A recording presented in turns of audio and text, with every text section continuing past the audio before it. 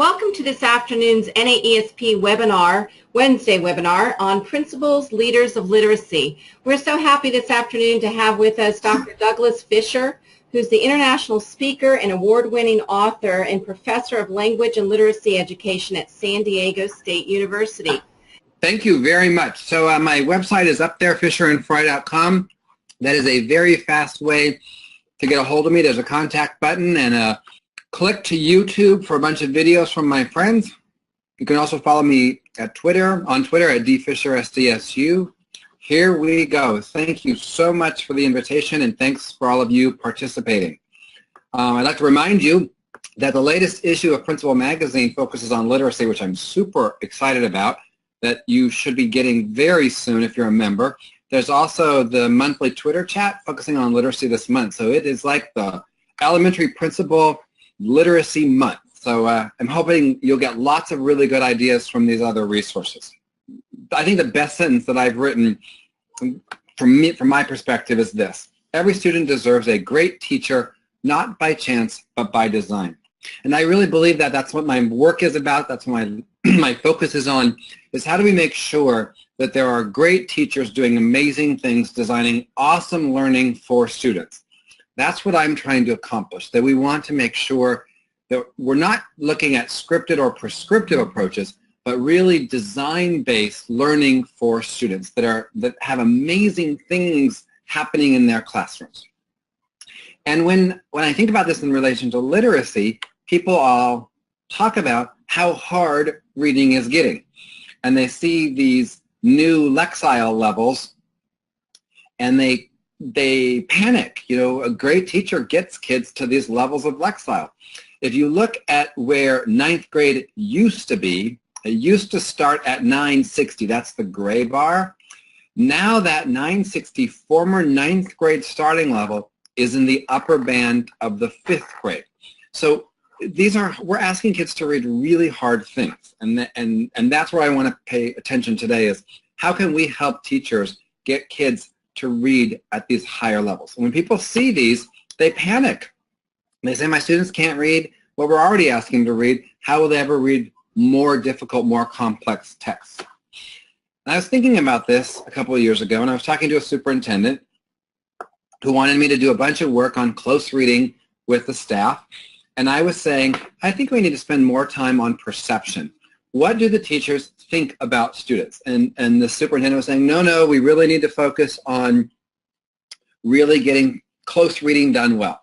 And I kept begging, can I please focus on perception? At the time, I was reading a book on team building, and I had read about this company called Colgate. And Colgate makes toothpaste, but they weren't selling all of the toothpaste. Other companies were having better market share. And so they branched out, and they created portable dental floss. And they wanted to change the perception of people because that didn't exist at that time. So they created these ads, and look at that brown stuff in his teeth. That's really gross. Buy our product. There's that red sauce in his teeth, or there's spinach in his teeth, and buy our product, portable dental floss, which at the time, 15 years ago, wasn't popular. So they had to change the perception of people so they could make a lot of money. So I was telling this story to the superintendent about how important it is to help people see and to have their perceptions change. I'm going to ask you all to look at that picture again, the same picture I showed you before. And can you count her fingers for me? And I suspect for most of you, you didn't notice that the first time I showed you that picture. It's called the priming effect. I primed you by telling you a story, and that priming got you to miss something that now is so obvious to you. Where's that hand coming from? She must be really good at yoga to be able to do that. Or it's someone else's hand and we just missed it. And where's his ear?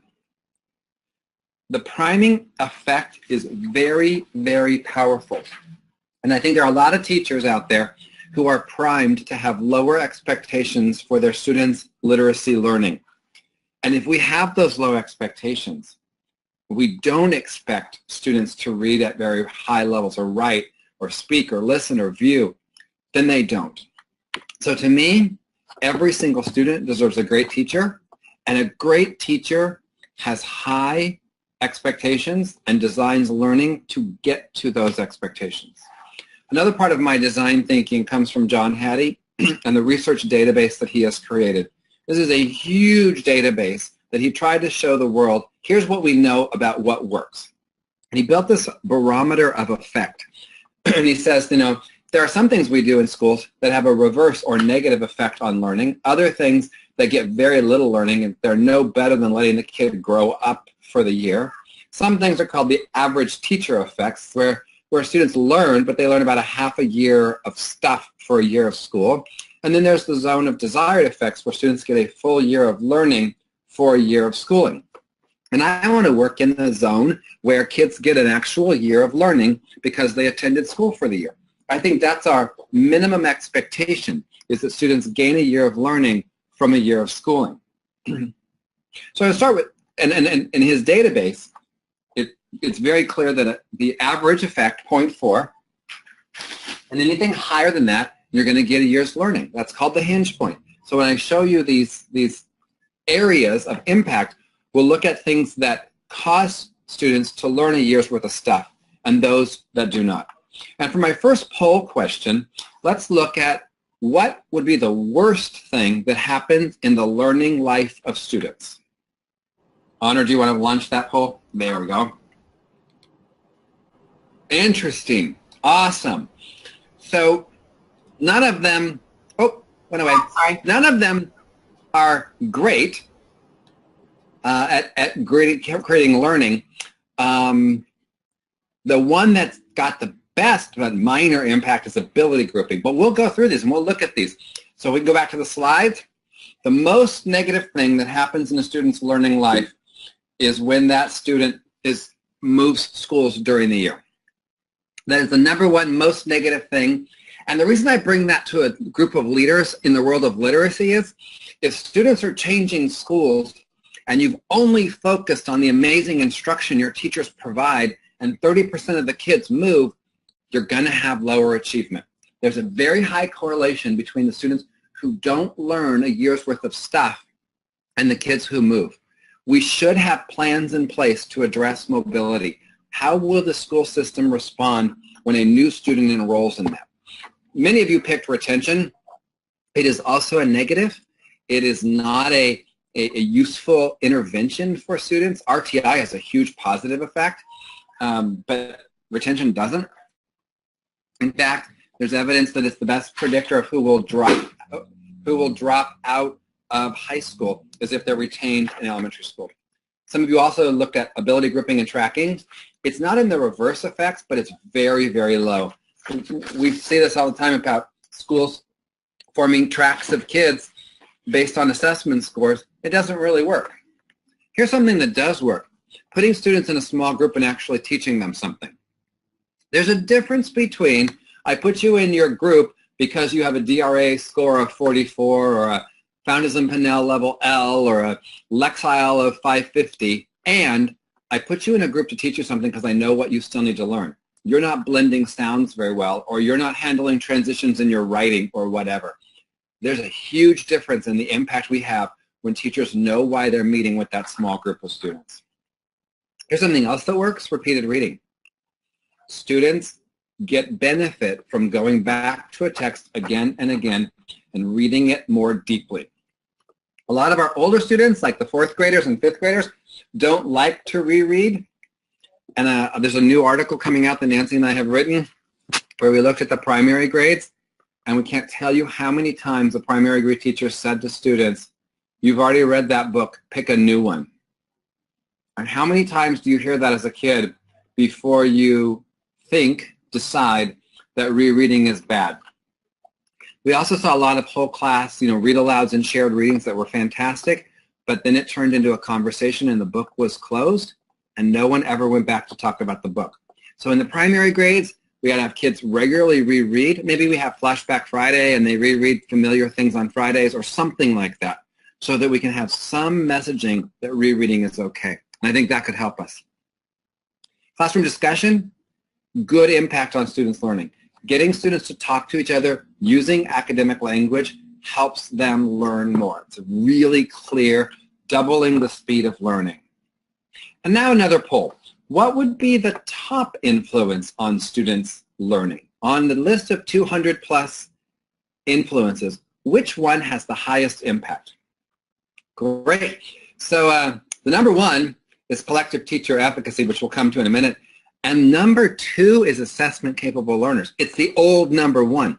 So if you read John's books, he talked about students who are able to estimate their grades or who were very well and could predict their success, and we now call that assessment-capable. But the number one influence is collective efficacy. Feedback is up there. Writing is not as high. It is still above 0.4, but it's not as high. So let's take a look at the number one. If we go back to the PowerPoint, thank you. Collective teacher efficacy. When a group of teachers gets together and they look at standards, what they have to teach, how they're going to teach it, how they're going to assess it, how they're going to respond when students don't learn it, and a profound belief that what they do makes a huge difference. When those two things are in place, we get the best impact on students' learning from all the things so far. So that was a rapid review of John's research. And I want to spend the rest of our time on a few tips that I think can help us as literacy leaders think through what is it that we can do. And my first tip is around having an instructional model or an instructional framework. When you have a good framework or instructional model, it creates a common shared vocabulary among the teachers, grade level and across grade level. There are all kinds of different instructional frameworks. There are many models out there. The one I like the best is gradual release of responsibility. I think it has a strong research base and a strong practical, reasonable implementation. And for me, every literacy lesson should have all four components of this. What I didn't say is the order in which they occur. You can imagine a good lesson starting with a collaborative task. Students come in after recess. They come in first thing in the morning. They have a partner conversation. They have a small group conversation about things they've been reading. That could start the lesson. It could start with a journal response, an independent task. It could start with focused instruction. I don't care where it starts, but our instructional model says that all four of these components are present every day in every lesson. So to highlight them, every day students should have collaborative conversations with their peers. My goal is that 50% of the instructional minutes are student-to-student interaction. Now, I didn't say it had to be 50% consecutive minutes.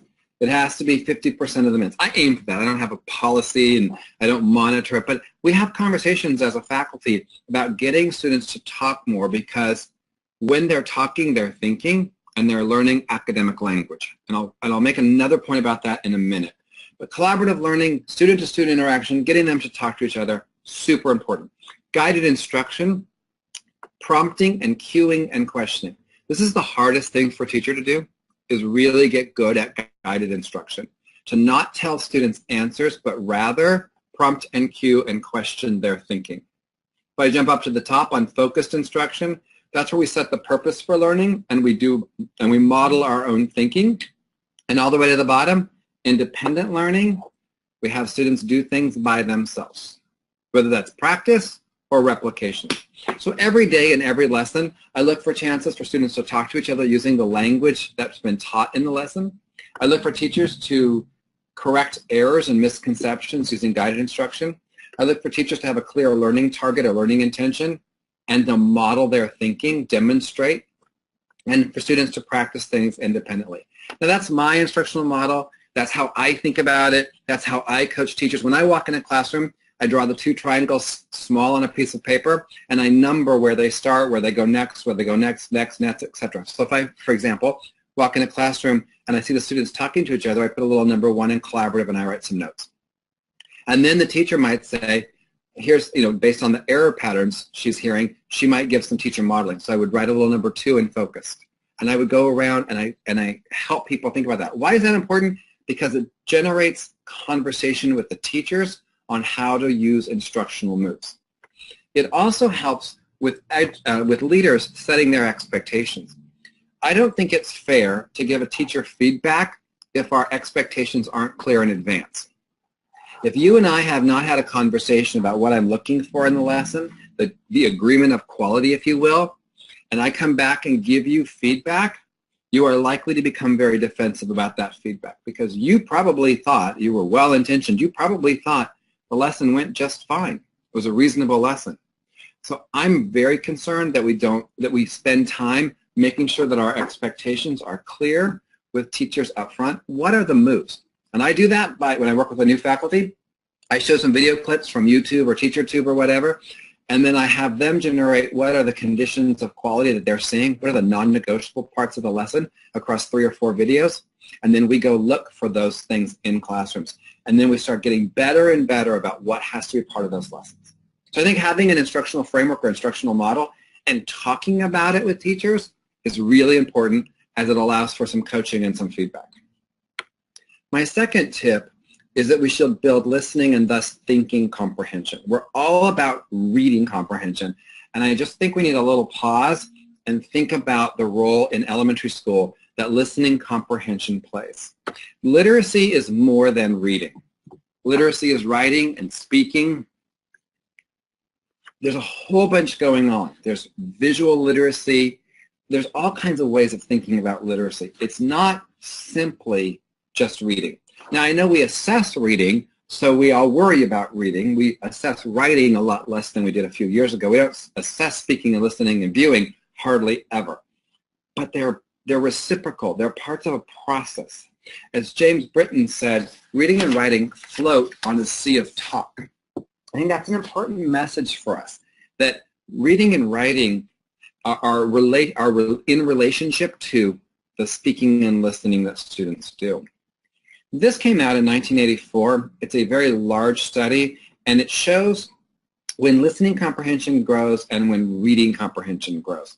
So all of you who have kindergartners on your campus know there's a big gap between the listening comprehension and the reading comprehension of your 5-year-olds.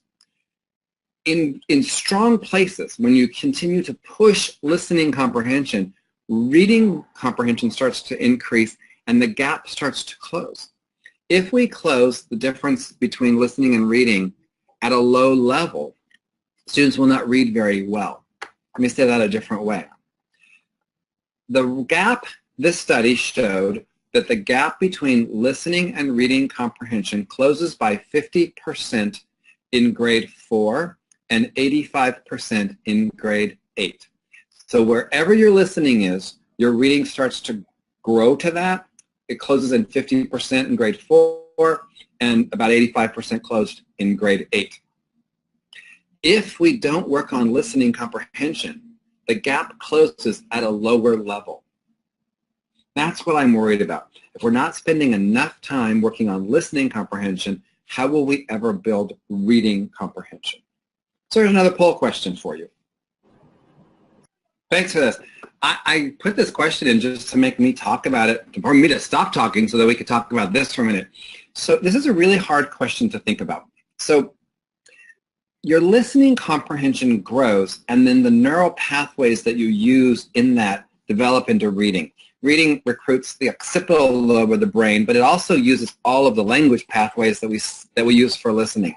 So we're starting to hear more people say that you cannot have your reading comprehension exceed your listening comprehension. Now, some people, it's an attention thing, right? So if you're not paying attention when you listen, then your listening comprehension is lower than perhaps if you're reading, but then you're reading, you had to pay attention. So the worry is, and the current people writing about this think that if we don't build listening comprehension, it will never exceed, reading comprehension can never exceed what they could do in a listening comprehension task that they were paying attention to. So I think this is an interesting area to think about, is what should we be doing to make sure that students are growing in their listening comprehension? And a couple of things that we think about, that reading aloud and then rereading that text and talking about that text and asking questions about that text in the primary grades, that there's no chance that those kids could read on their own. That their listening comprehension can get stretched in those primary grades, And then if we have really good small group needs-based instruction on decodables and high-frequency words and patterns and structures, their reading comprehension will start to catch up, but their listening comprehension keeps growing because of these experiences that they're having in the classroom. So that second tip, I really think we need to look at lessons that include listening comprehension, and this is especially important for me in the primary grades, but it doesn't lose importance as kids get older. Listening comprehension has a relationship to reading comprehension. The debate about if it can be exceeded is still raging, but I worry about that we're not spending enough time focused on listening comprehension so that we can build reading comprehension. If we're doing read alouds, if we're doing shared readings, we should make sure to reference the text. I am not talking about just after lunch rocking chair reading.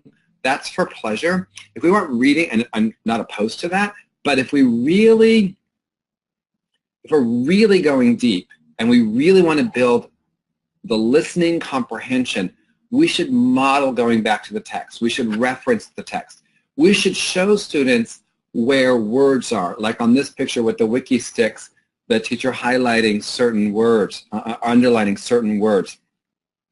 What we do see as evidence, and if you want references for this, it's Laura Justice's work. What we do see is there are a lot of lessons where any questions that the teacher asks about the text can be answered with the pictures.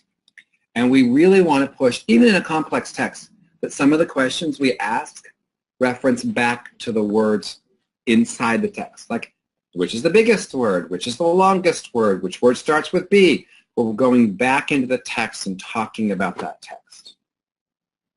My third tip is to engage students in reading closely. We should have regular doses of students reading closely. Simply assigning hard books is not going to ensure that students learn at high levels.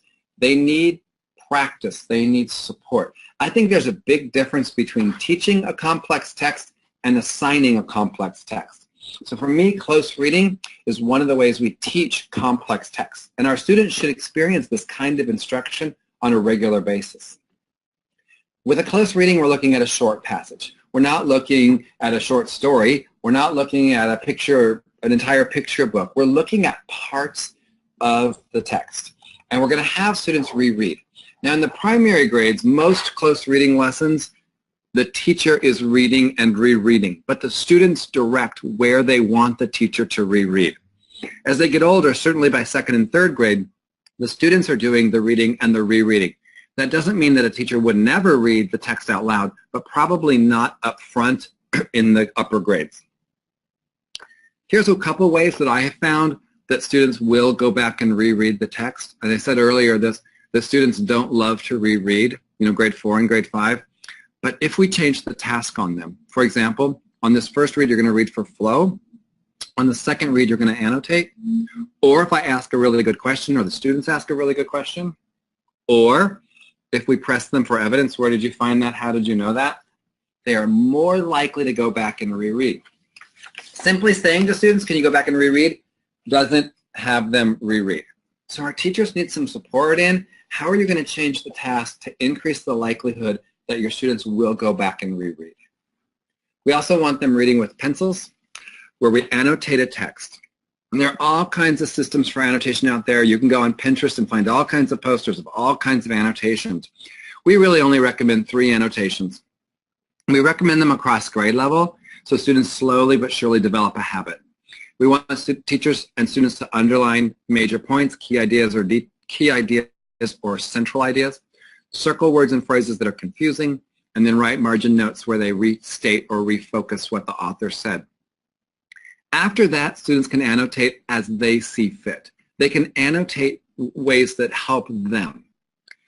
The 3, what we call foundational annotation skills, help a teacher, when the teacher is looking at the text, to figure out what the student was thinking during reading. So we don't want underlining to be random, lesson to lesson, week to week, grade to grade. We want to develop a habit with that. Same with circling and same with margin notes. But after these 3, students should have some freedom to annotate as they see fit. You can annotate digitally or in print. There's nothing wrong with on-screen annotation. And I put a sample in from a student in grade 6 that a teacher sent me from Iowa to make a point. When you collect the annotations, they are excellent formative assessment data. They are very, very good evidence of the kind of thinking students were doing during the reading process. Most of our assessments tell us what students were thinking after the reading process. So grade level teams should look at students' annotations for the process of their annotations as well as the content of their annotations, because they can help us figure out what we still need to teach. The last thing I look for in a good close reading lesson is around the text-dependent questions. What kinds of questions should the teacher ask so the students will talk to each other and come to terms and figure out the text? In a close reading lesson, we're trying not to tell them what to think. It's not modeling, it's not direct instruction, it's a release of responsibility where students in their collaborative groups, in their small groups, are coming to terms with these questions. So I have another poll question for you. Thank you. Well, because there's no real answer to this. But the majority answer is the answer that I would have given. That's the, what I hear most commonly is that 80%, about 80% of the questions, and that comes from the original architects of the Common Core standards saying, we're not asking for no text independent questions. There should be some personal connections and things like that, but the bulk, about 80% of the questions, would be based on evidence from the text. The important point about this is the text-free or text-independent questions probably should not be asked at the outset of the lesson, but rather once students have had time to form an opinion, to develop their thinking about this. So I appreciate that, and if I look at our text-dependent question model, it's a busy slide. To help teachers create really good close reading lessons, we want to take students on a journey from the literal to the structural to the inferential. The first set of questions we ask students are right there, literal questions. Then we eventually move into the structural questions. How did the author put this text together? How does that text work? And then eventually we move into inferences. When I was becoming a teacher, I was taught to start at the inference level, and if students did not respond correctly, then we went backwards and we called it leveled questioning, and we went backwards to easier quote-unquote questions. The problem with that is students don't experience any success. I want to start with literal questions, give students a sense of success that they're understanding it, and keep going deeper and deeper and deeper. On the student-facing side, I like the questions that are on the left of your screen. I think students should slowly but surely internalize a process in their minds where they say, when I'm seeing a complex piece of text, what does the text say? How does the text work? What does the text mean? It's a cognitive processes that are going deeper and deeper and deeper. I was asked about AVID. AVID has a lot of study skills built into it. Cornell note-taking and teaching students how to study. They have peer tutoring. The close reading is not specifically an AVID strategy. Close reading comes out of Oxford, England in the 1940s, and it comes out of an approach originally to poetry, and it's only really been used with students in the upper high school grades, in private prep schools, international baccalaureate programs, and AP classes. The vast majority of students have not had access to close reading, and the world thought they couldn't do it. And we're seeing all kinds of success in kids doing this. But the question and the order of the questions are super important.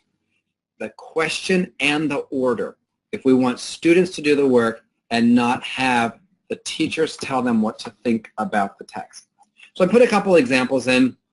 There's this book called The Day the Crayons Quit. Love this book. I think it's an awesome piece of text because it's got so many things going on in it. If you haven't seen this piece of text, please buy it for your kindergarten and first grade teachers.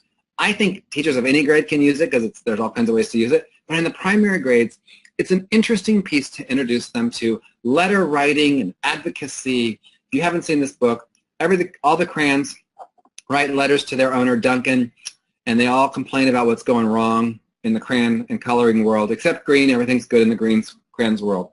So we might start with a very literal question. What did Duncan find when he took his crayons out of the box one day? It's a very literal question. And if they can't do that in kindergarten, we're going to go back and reread the text again, and we're going to ask that same question again. Rather than tell them the answer, we're going to do that. Which crayons are feeling tired and overworked? Well, if you've read the book, you know the red crayon says, why is everything on a holiday red? Why are we always working overtime for red? Because red is, I'm tired, there's all this work on a holiday, I don't get overtime, etc. The gray crayon says, why is everything that is gray so big? Can't you find something that's small to draw that's gray? So you can go back and reread some of these. Yellow and orange are arguing about which is the correct color of the sun, and they have this argument with evidence on page this, you colored the sun yellow, so they build this argument with evidence. And then in kindergarten, it's about details. A lot of the standards focus on details, so we can ask questions that have students think about the details of what's going on in this text. But we don't want to leave them there. We don't want to leave with details because we want to keep pushing their thinking. So we're going to make some inference questions. Which crayons appear sad and embarrassed, and how do you know? If you haven't read this book, the tan crayon on the left says that, Duncan, you don't draw anything with me. The only thing you've ever drawn that's tan is wheat. There's not a big calling for wheat. This is kind of sad. The peach crayon on the right says, Duncan, you took off all my wrapper. Now I'm naked. I don't want to come out of the box anymore. So just know the word naked is in there, just so you know, your teachers and your community.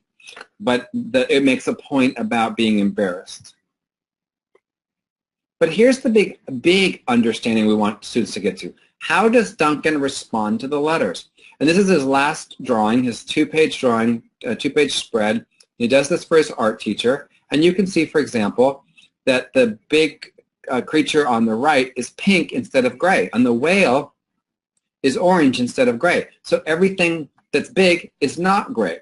So you can see how, and if students can go back and see, what did Duncan say? What did the crayon say? How did Duncan respond to that? So they dig deeper. But when we're finished with a close reading lesson, students do something. And in this case, students were writing. And Sienna writes back, Dear Green, I made yellow and orange's problem go away because I'm a good problem solver. How about you and orange both be the color of the sun? She's 5 years old, and she's defining herself as a problem solver. She's offering advice back to the crayons. This is what we want close readings to look like. Deep conversations, and then some work that students do that show us that they understand the depth of what's going on in the book, because their listening comprehension has to keep getting stretched, especially when we do close reading lessons in the primary grades. Fourth tip, we also want students to read widely, not just deeply. We want to make sure it's not just these close readings that they go back to over and over again, but we also want to read a lot. I believe reading volume still matters. How much you read is important. So I have another poll question for you. Thank you. Well, a lot of you have read the evidence on this. It seems that on average, they should read 20 minutes to perform, or 21 minutes to perform at the 90th percentile. 30 minutes is not going to hurt them. That would be great for them. But to get to a high level of achievement in correlational data, students have to read enough. Now, it's an important phrase I put in there, outside of each school day. And I know that many of you work with students who don't read during the evening or at home or in the after-school program. So teachers sacrifice instructional minutes for reading, for the practice. And I struggle with this. If students aren't reading at home, I'm probably going to have them read during the day. But that means I have 25 or 20 minutes less of instruction. So if you have a 20-minute free reading and you have some transition time on either side, if you add up the minutes, it will be 14 full days of instruction that are lost. Now, it's good practice. And if they're not doing it at home, I understand why we do it. But I would rather focus on how to get kids to read at home, because that practice is really important for the good instruction to stick. So we go back to the PowerPoint and give you the correlational data that's been around and published numbers of times.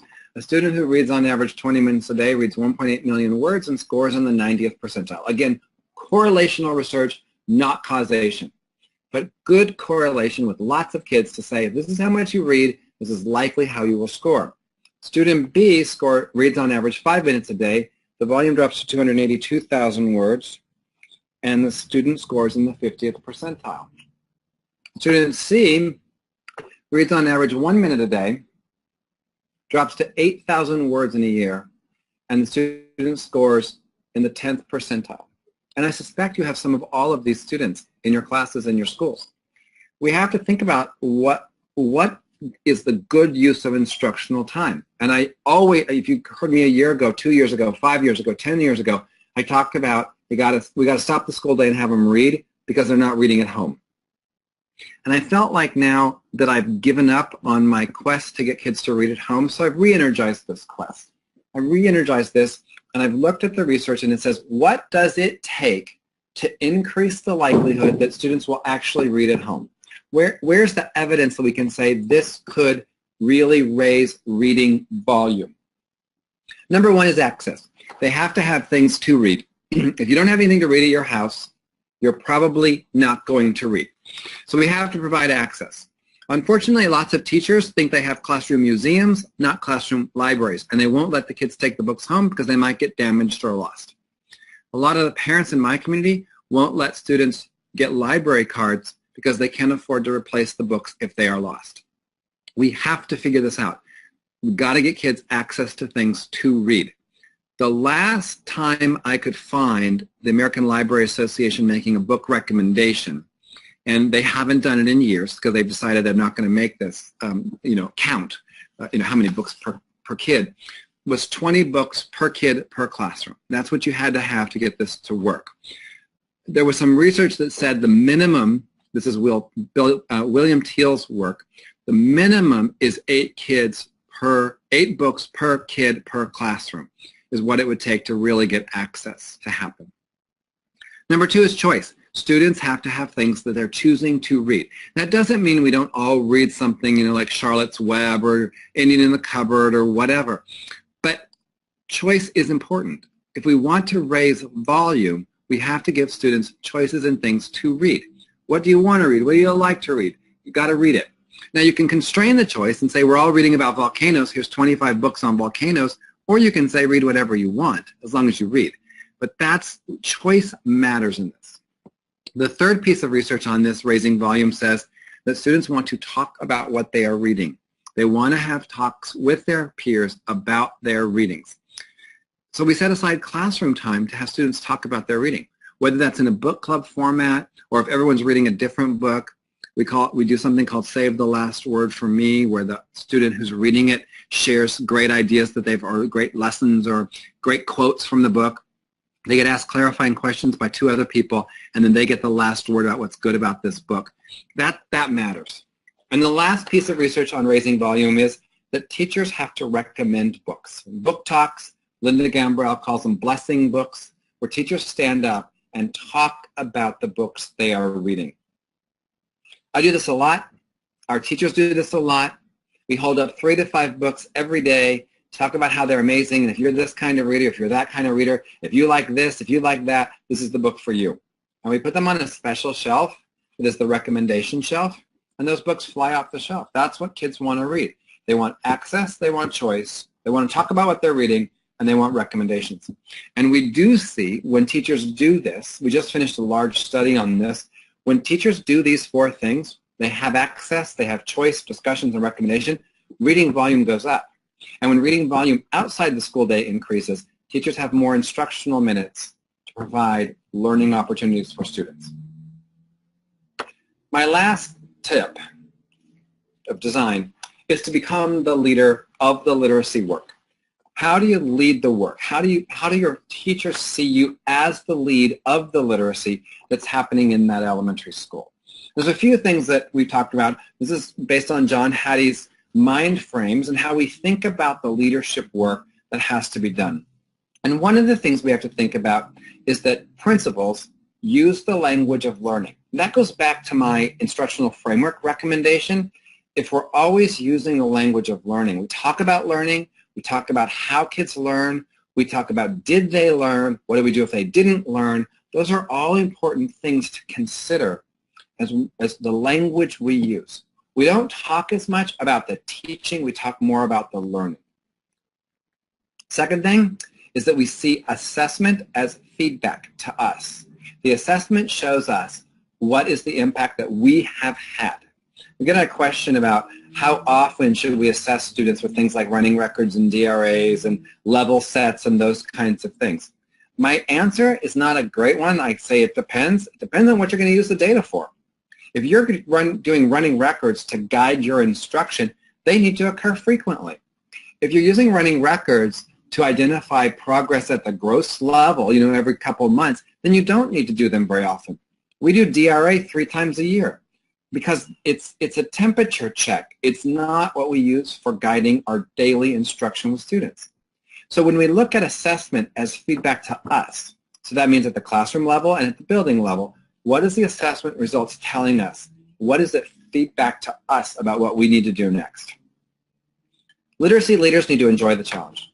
Literacy is hard. It's also life-changing. I like to say that literacy is right now one of the best antidotes we have to poverty. If kids become literate, they are way less likely to live in poverty. But it is a challenge. I make it sound so easy, people criticize me. But there is a challenge, but we should enjoy that challenge.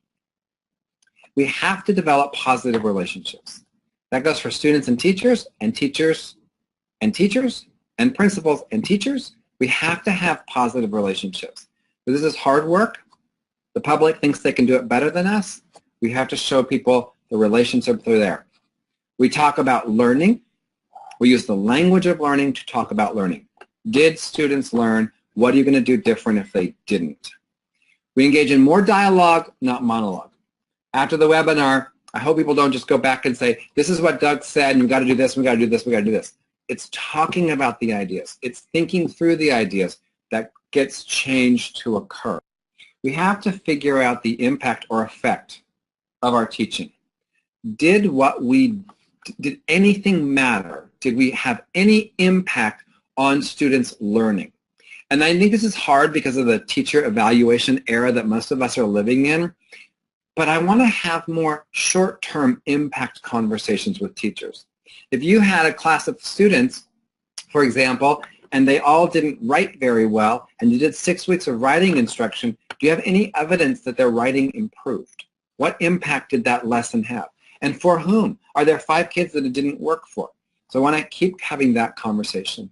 And last is being that change agent, being very clear that we have to change because there are higher expectations for literacy in our society. Students have to read and write, speak and listen and view at higher levels than we did when we were in school. We have to create change because our students deserve that. They need that. They need us. If you're interested and you're a member, Nancy and I wrote an article on close reading a couple of years ago. I put the link up so that you could download that article if you don't remember it or didn't have it. So there might be of interest to you for that article for the NASP members. And also a reminder that the current issue that's coming out is focused on literacy. So we can go deeper into conversations about what it takes to get students at high levels. And of course, there's a Twitter chat on November 15th at 9 p.m. Eastern. So you'll see me chatting on there and a whole bunch of other people. So I hope that's another opportunity to connect. At this point, I want to pause and see if there are any questions, anything people want to talk about, any clarifying points you'd like me to make. Hi, Doug. This is Honor. We do have, I want to invite everybody to use the question box to type in your questions. In the meantime, I have received a couple questions here. I'll start it off.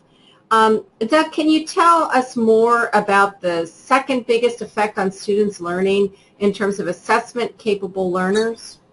Sure. That's a great one. So, John, if you go to Visible Learning, the original book, the number one effect was student estimates of grades. And no one really understood what he was talking about. What do you mean student estimate? If they say, I'm going to get an A, they're going to get an A. If I'm going to learn this, I'm going to, So over the years, he's really unpacked that concept. And then it changed to student expectations for themselves. And then he changed it now to assessment-capable learners, which is a phrase I think is fascinating and of interest to me.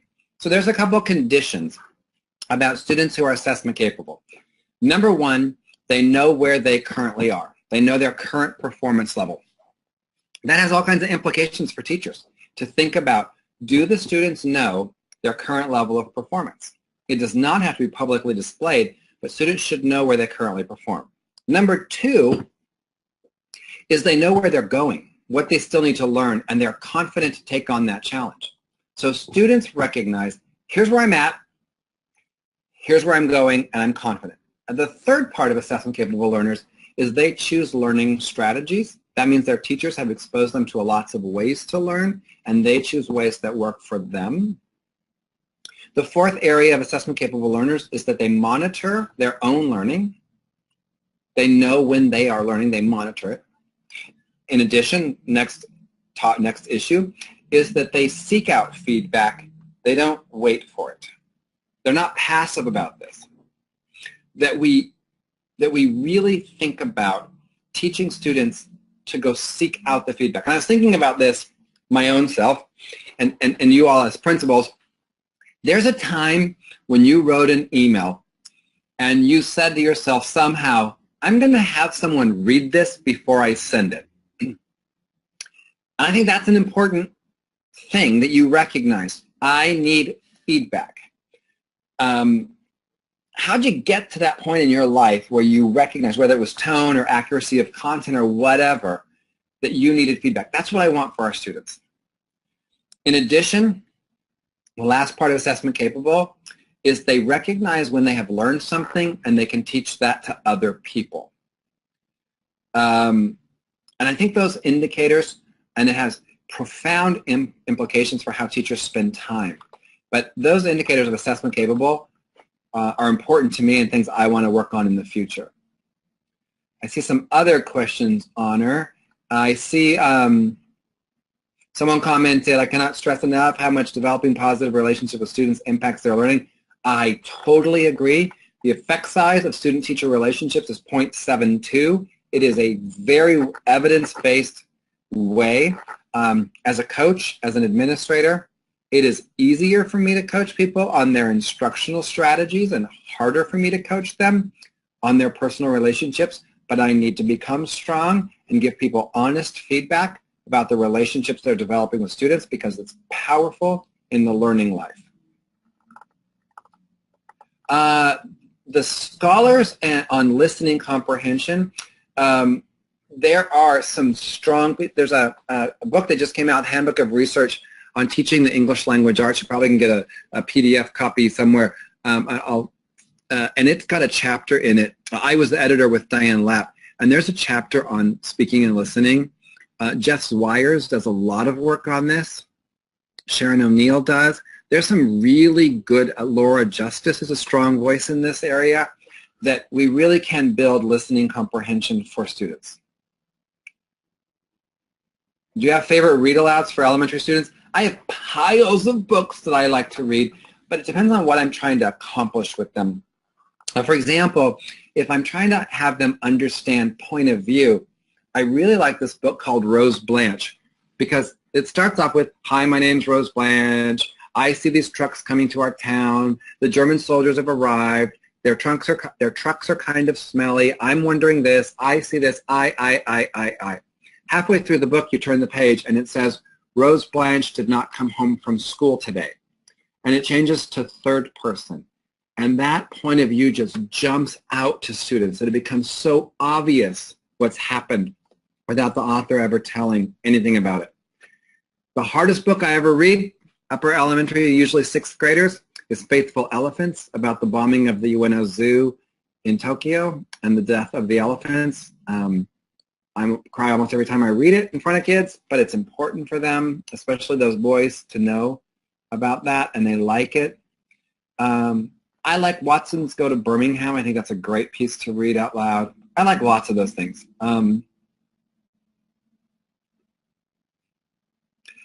If there are topics that you want in the Twitter chat, hot literacy topics that people want, please also put that in the question box because it'd be great to know some of the follow-ups for the Twitter chat. It's not just me, it's lots of literacy people. But if there are things that should be on the Twitter chat, let us know that.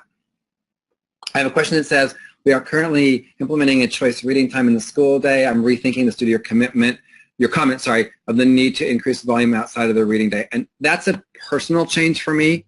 I have written a lot about if they're not going to read at home, let's make sure they read at school. And I went to a very wealthy school in the suburbs, and I asked when the reading time was, and they said, oh, no, they don't read here. They read at home. And I kept thinking about how much more instructional time those kids were getting. That's 14 full days of instruction that our students were not getting. And it caused me to think and to pause and to wonder if what we were doing was the right thing. Now, I don't mean that they would never read at school, because during close readings they read, during read alouds and shared reading they read. So kids are reading, but we're not spending 25 minutes doing it. We're having more time with them reading at home. So I'm interested in that and how we raise volume at home. And I think we have to involve the parents and show the slides to the parents. Look, there's strong research. If your kid's not reading at home and practicing, because I think what we're missing is all the practice effect. We have amazing instruction happening, but if the students don't practice enough, nothing has a chance of sticking. Is there common ground on the amount of inside-outside amount of reading time? There really isn't. We've got good correlational research. The reason people mostly have kids read 20 minutes during the school day is because of the research on the out-of-school reading, that 20 minutes seems to be enough to get the vocabulary and the background knowledge to stick. But we do end up with some more is better. The other thing I get asked a lot about this is, can it be, digital short pieces? There's something about reading connected text as you get older, where you're reading 100 pages or 200 pages on the same topic or idea or story, that does something for your brain. So 100 pages of individual little, short articles, probably not doing the same thing for your brain as maintaining characters and character actions and dialogue over 150 pages. So I think we have to think about what we want kids to do. Another one I see. What's the best practice for having teachers K-12 prepared to identify reading problems? I think we all need professional development on what reading challenge, reading disability, reading struggle looks like, and effective ways to address it. There was an article published, a meta-analysis of reading intervention research, 100 years of research on reading intervention. And the number one finding from this group of authors, that was Sharon Vaughn from Texas and her colleagues, the number one finding was intervention, for reading intervention to work, it was a relationship between the person providing the intervention and the student receiving the intervention. That was the difference maker. Is when kids really struggle, they have to trust the adults who provide that intervention. And I think that's really an important thing to think about when we're providing those attempts to remediate. If kids feel stupid, if they don't feel valued, if they feel like they're missing other things and got the mean teacher, the bad teacher, whatever, probably the reading intervention is not going to work. I just got a note about the upper grades doing read alouds. I took a group of high school students, 4 boys, to Florida with me for a conference, and we did a keynote. And they wrote the ending and they wrote this thank you letter that they read each a different line of. And they wrote it, and they said, at one point they said, thank you for reading aloud to us. I liked it when you read aloud to us. And one of the boys' next line was, I still like it when you read to us. So I don't want read alouds to be a primary thing. I do think it goes across the day. In terms of accountability, there's some evidence that reading logs are a bad idea for students, that they create this artificial, like number of page focus rather than what you're thinking about focused.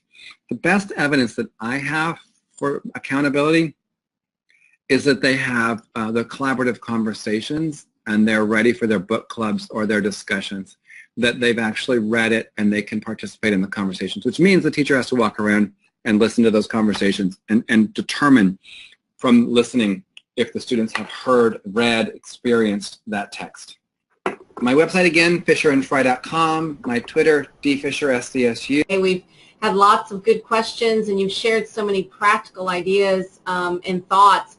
I want to encourage everybody, if you haven't written it down already, The Twitter chat is scheduled for Wednesday, November 15th at 9 o'clock p.m. Eastern Time. Use the hashtag NAESP chat, and then you can talk more with Doug. And again, this session is being recorded. It will be available on our website for members, along with the PowerPoint within 48 hours. So the PowerPoint is there now for you to download, but the recording will be available within 48 hours. So again, Doug, thank you for an awesome time. We've enjoyed it, and we look forward to the Twitter. An honor. Thank you for your help in making this work. Thank you all for giving up an hour of your time. I hope it was worth it.